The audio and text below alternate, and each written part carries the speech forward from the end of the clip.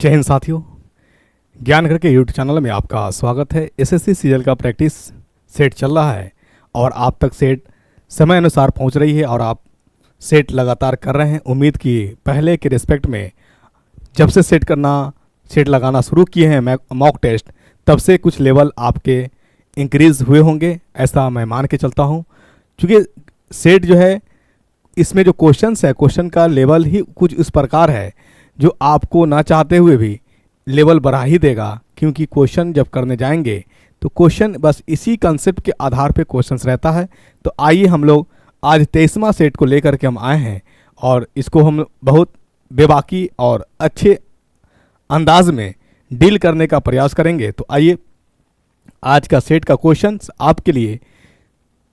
लेकिन बहुत दुख की बात है कि अभी तक मैंने जो भी क्वेश्चन छोड़ा हूँ कमेंट करके बताने के लिए, लेकिन अभी तक आपने एक भी क्वेश्चन को कमेंट करके आंसर नहीं किया है।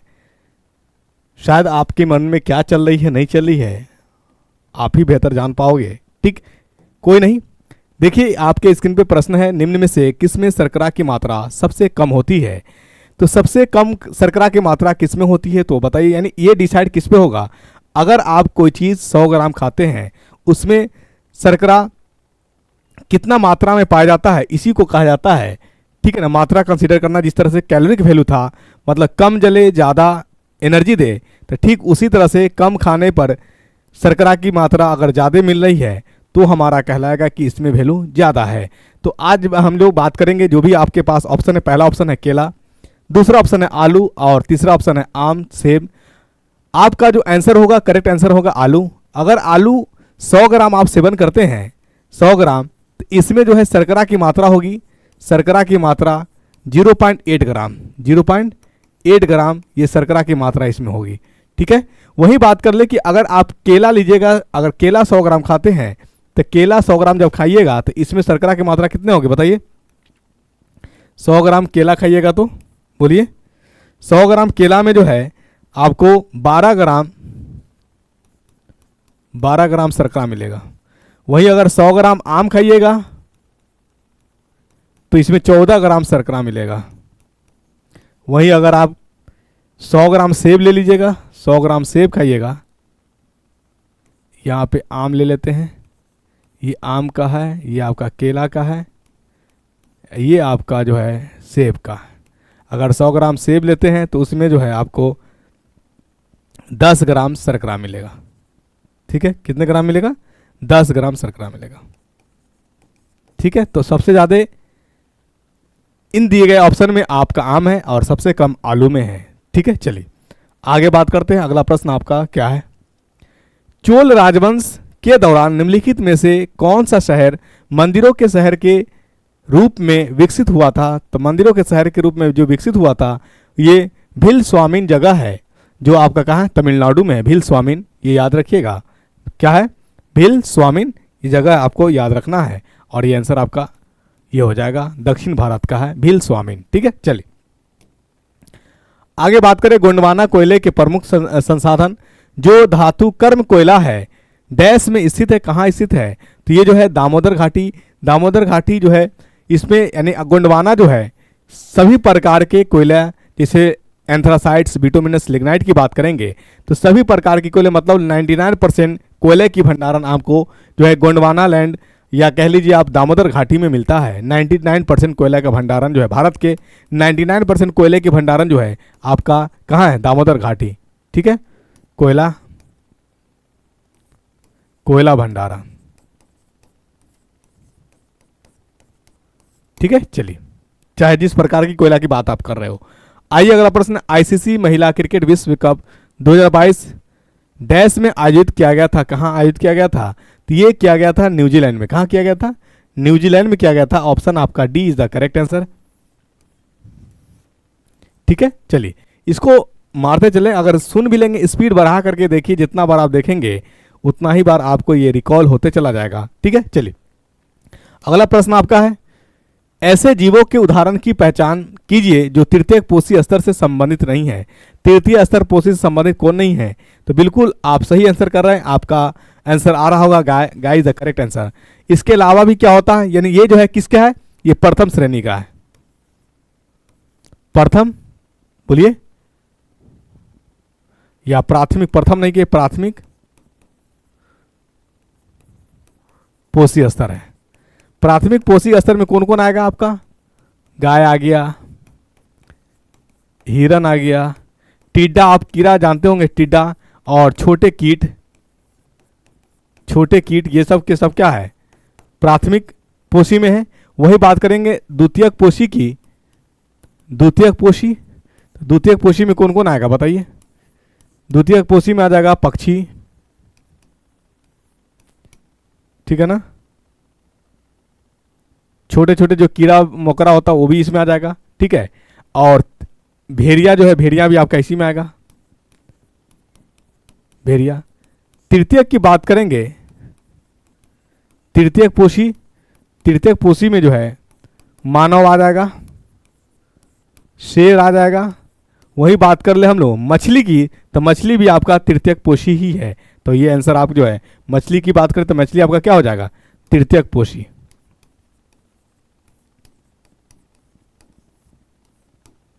ठीक है, चलिए अगला प्रश्न आपका आता है, दक्षिण अमेरिका के एंडीज पर्वत में परिवहन के लिए प्रयोग किया जाने वाला जानवर है। कौन जानवर है जो दक्षिण अमेरिका के जो एंडीज पर्वत है उसमें परिवहन के लिए इस्तेमाल किया जाता है?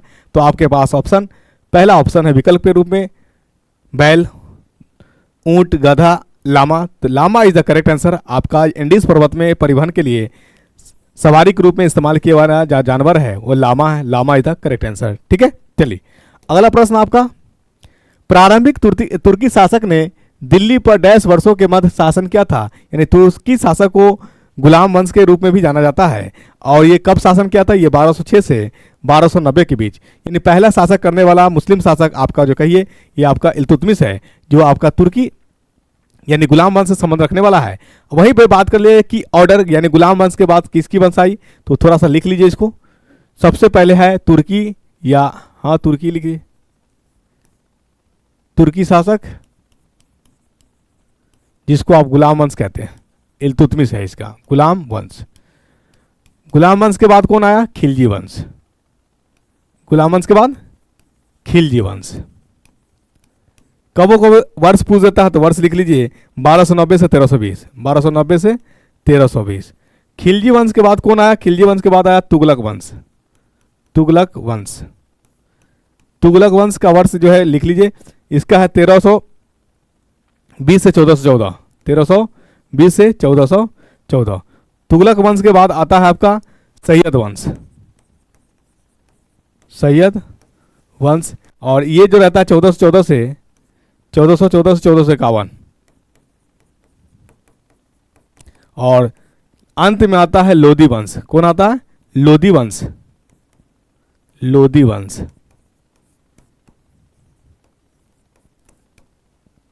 1451 से कब तक रहता है? 1520। 1451 से 1520 रहता है। ठीक है, ये है आपका ऑर्डर, तो लिख लीजिए। ठीक है, इसका हो सके तो इसका स्क्रीनशॉट ले लीजिए। ठीक है, कभी कभी ऑर्डर पूछ देता है। ठीक, आइए, सुरेखा पुनेकर भारतीय राज्य महाराष्ट्र की एक डैश नर्तकी है। तो सुरेखा पाकर जो है ये आपका किस प्रकार की बताइए? लवनी, लवनी जो है, लवनी नाम के यानी जो है क्या कहते हैं नर्तकी से संबंध रखती है। एक लवनी नर्तकी है। क्या है? लवनी आपका इधर करेक्ट आंसर। महाराष्ट्र की है, मेरठ मराठी। ठीक है, आइए अगला प्रश्न है, 15वां पुरुष FIH हॉकी विश्व कप वर्ष डैश में आयोजित किया जाएगा, यानी किया गया था। ठीक है, जब वो किया गया था उस समय का है। ये आपका 15वां संस्करण ये 2023 में हुआ था। 2023 में हुआ था 15वां संस्करण, जो कि हुआ था आपका कहाँ? भारत में हुआ था। कहाँ हुआ था? जिसकी मेजबानी भारत की थी। FIH का फुल फॉर्म क्या होता? तो लिख लीजिए, ये होता FIH, I फॉर इंटरनेशनल, अंतर्राष्ट्रीय हॉकी, H फॉर हॉकी, और F फॉर फेडरेशन। ये वर्ड बाद में यूज किए जाएंगे।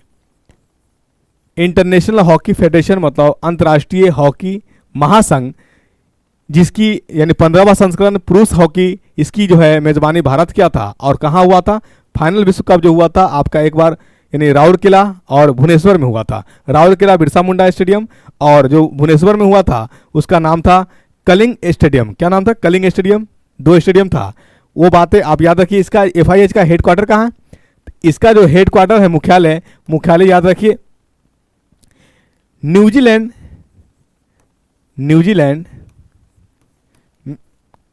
में ये जिला है, यानी न्यूजीलैंड का राजधानी उसका नाम है, क्या है बताइए? लुशान। अरे यार लिखना क्या चाहते, लुशान है। तो यानी मुख्यालय जो है, हेडक्वार्टर हॉकी का, ये आपका न्यूजीलैंड में है। वही अगर आपसे पूछ दिया जाए कि FIH का कार्यकारी अधिकारी कौन है, कार्यकारी अध्यक्ष कौन है, तो इनका जो है यानी हॉकी विश्व कप FIH का कार्यकारी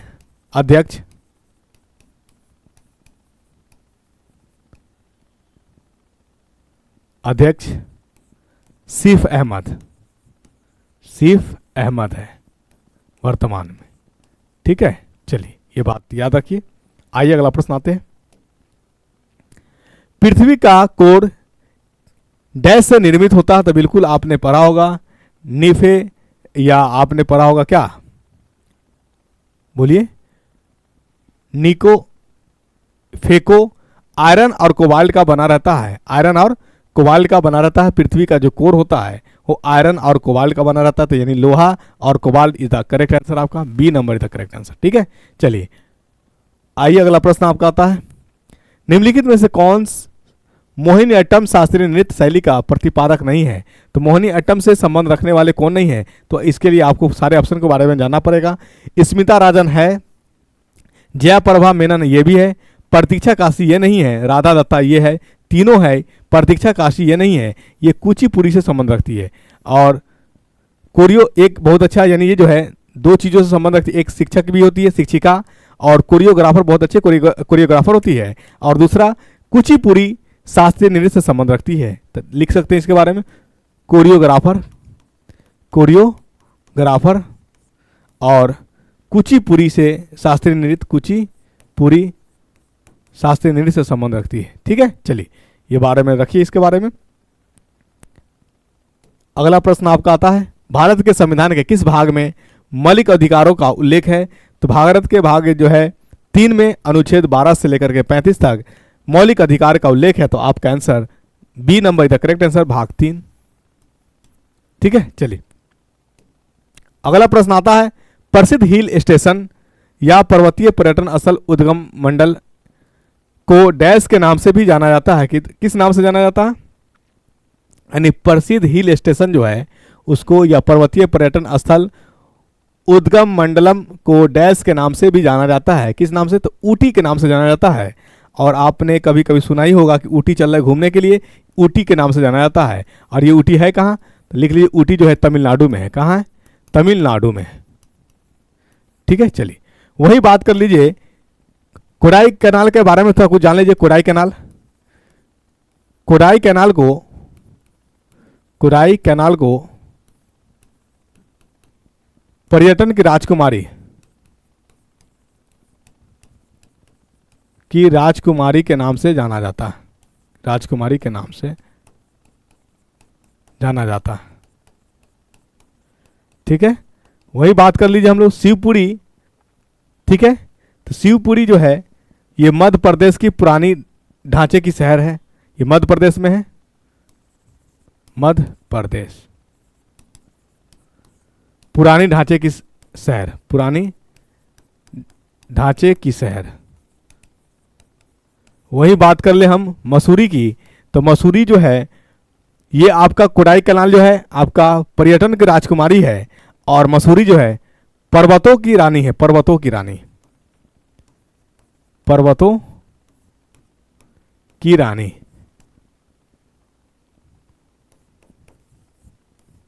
ठीक है, चलिए आइए अगला प्रश्न।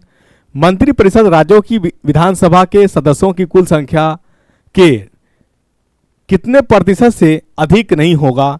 तो बिल्कुल आप इस क्वेश्चन को आंसर करने से पहले एक थोड़ा जो है कुछ तथ्य को जान लीजिए।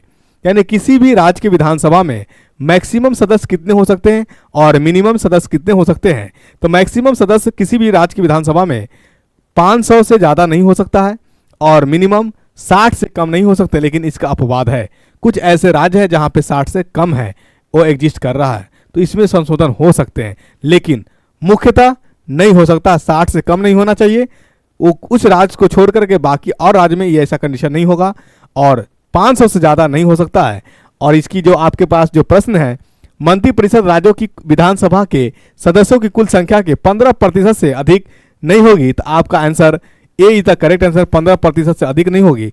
वही बात कर लीजिए, थोड़ा सा लिख लीजिए, किसी भी राज्य की विधानसभा में सदस्यों की मैक्सिमम, राज्य के विधानसभा में अधिकतम और न्यूनतम, अधिकतम 500 और न्यूनतम 60। ठीक है, 500 से ज़्यादा नहीं होना चाहिए और 60 से कम नहीं होना चाहिए। वही बात कर ले कि कुछ ऐसा राज्य भी है क्या जहां 60 से कम है, तो अपवाद में लिख लीजिए, अपवाद, गोवा,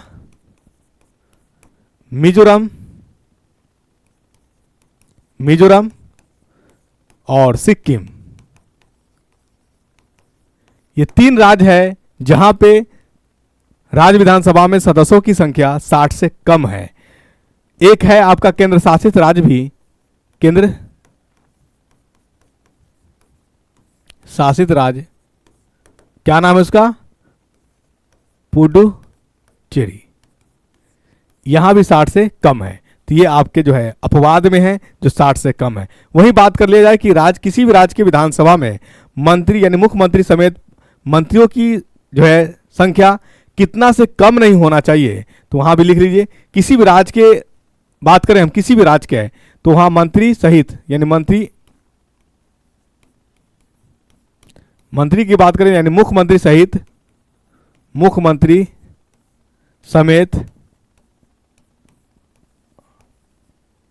अन्य मंत्री 12 से कम नहीं, 12 से कम नहीं। ठीक है, चलिए ये बातें हैं तो माइंड में रख लेना थोड़ा। आइए अगला प्रश्न। संयुक्त राष्ट्र पर्यावरण कार्यक्रम ने अपने माझी वसुंधरा अभियान का समर्थन करने के लिए डैश सरकार के साथ एक समझौता ज्ञापन पर हस्ताक्षर किए हैं। और किस सरकार के साथ, तो ये जो है UNEP, United National Environment Programme, ये जो है महाराष्ट्र के साथ समझौता किए हैं। महाराष्ट्र के साथ थीम क्या था, थीम था माई अर्थ, माई अर्थ। ठीक है, चलिए अगला प्रश्न आपका आता है पारिवारिक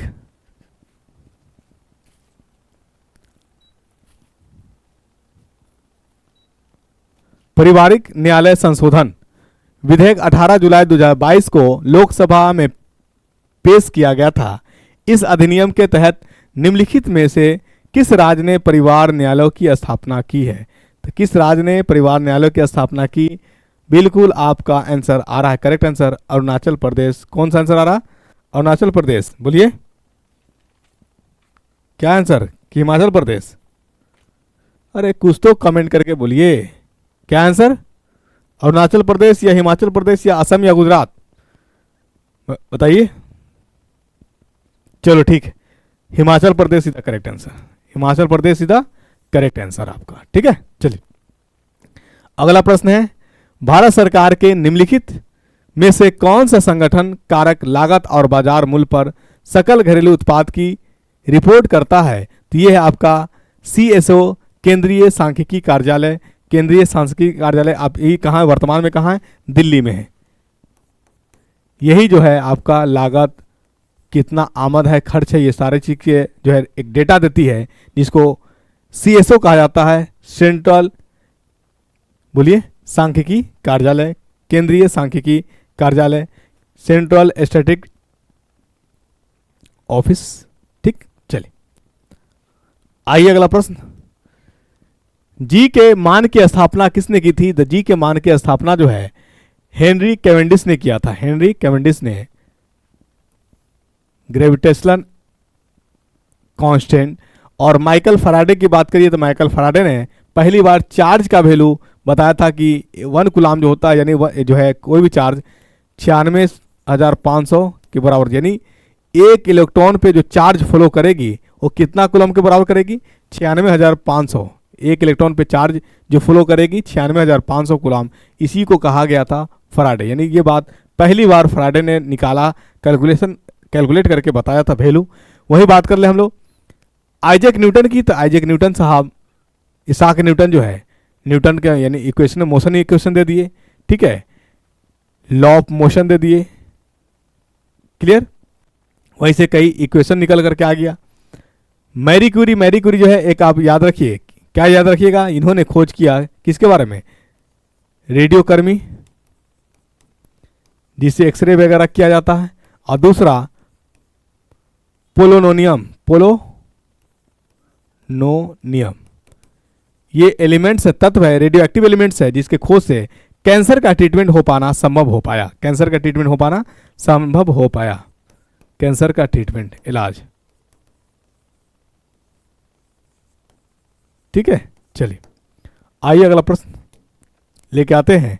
उस कथन की पहचान करें जो एटीपी के बारे में सत्य नहीं है। एटीपी का फुल फॉर्म होता है adeno triphosphate, adenine triphosphate full form लिख लीजिए, एडेनिन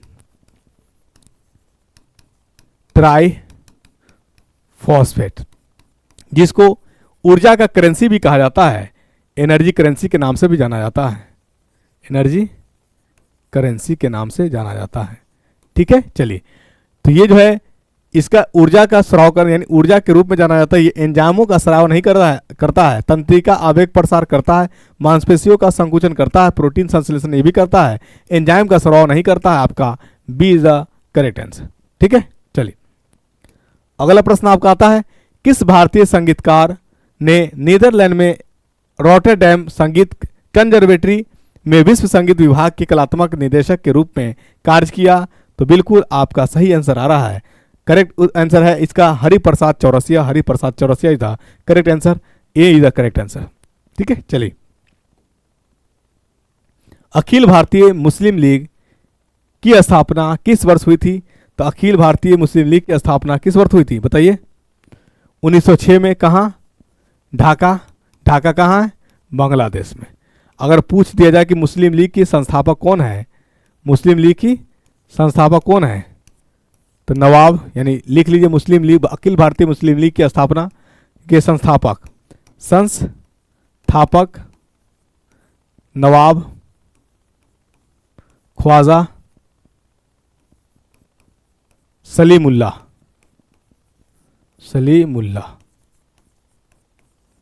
ठीक है, नवाब ख्वाजा सलीमुल्लाह, ये मुस्लिम लीग के संस्थापक।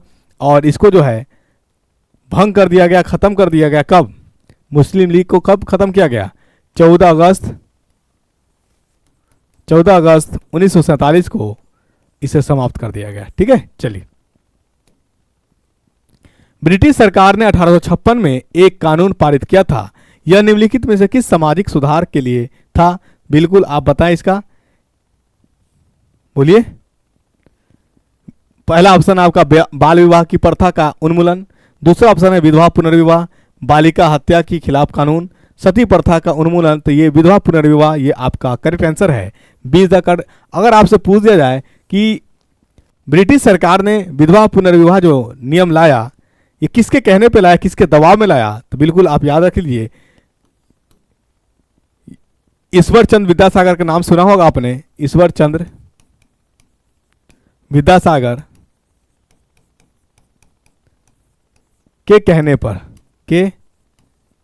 पर या दबाव पर ये चीज विधवा पुनर्विवाह लाया गया। जिस प्रकार सती प्रथा का उन्मूलन जो है, सती प्रथा का अंत करने वाला कौन है? Lord William Bentinck. किसके कहने पे? राजा राम मोहन राय के कहने पे। राजा राम यानी सती प्रथा का संबंध जो है किससे? राजा राम मोहन राय से। और विधवा पुनर्विवाह का संबंध किससे है? बोलिए, ईश्वर चंद्र विद्यासागर से है, ठीक। चलिए राजा राम मोहन राय।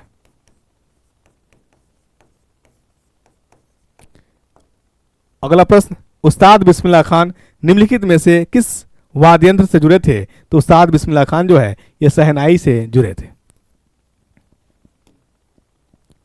प्रसिद्ध कोयला खनन क्षेत्र कोरबा भारत के किस राज्य में स्थित है? तो प्रसिद्ध कोयला खनन क्षेत्र कोरबा जो है ये आपका भारत के छत्तीसगढ़ राज्य में स्थित है। C number is the correct answer. अगला प्रश्न आता है आपका, चिल्का झील निम्नलिखित में से किस राज्य में स्थित है? तो चिल्का झील जो है आपका ओडिशा राज्य में स्थित है। चिल्का झील के बारे में कुछ बात जान लीजिए। चिल्का झील जो है एशिया का सबसे बड़ा लवणीय झील है। लवणीय झील है, ठीक है, एशिया का सबसे बड़ा लवणीय झील है। वही बात किया जाए कि विश्व का, तो विश्व का दूसरा लवणीय झील है। तो पहला कौन है? विश्व का सबसे बड़ा लवणीय झील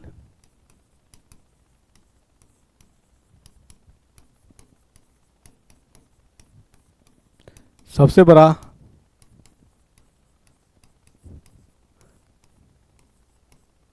लवणीय झील जो है वान झील है। कौन है? वान झील, जो कहाँ है? तुर्की में। झील तुर्की में, ठीक है। चलिए बात रख लीजिए माइंड में। आइए अगला प्रश्न। अब प्रश्न यही कंप्लीट हो गया, तो आज का सेशन यहीं पे समाप्त होता है। ज्ञान घर यूट्यूब चैनल से आप बने रहे। जो भी सेट कराई जा रही है उसको ईमानदारी से करिए, और जो क्वेश्चन छोड़ा जाता है कमेंट करने के लिए, अगर आप वीडियो देख रहे हैं और जहां उस क्वेश्चन में पहुंच रहे हैं तो प्लीज़ कमेंट करके आंसर करिए, ठीक है। ज्ञान घर यूट्यूब चैनल से आप बने रहने के लिए बहुत बहुत धन्यवाद। जय हिंद साथियों।